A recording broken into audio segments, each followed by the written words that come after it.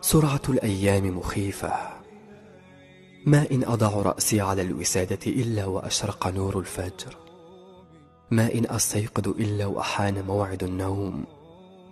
تسير أيامنا ولا تتوقف، وأقول في نفسي: حقا السعيد من ملأ صحيفته بالصالحات.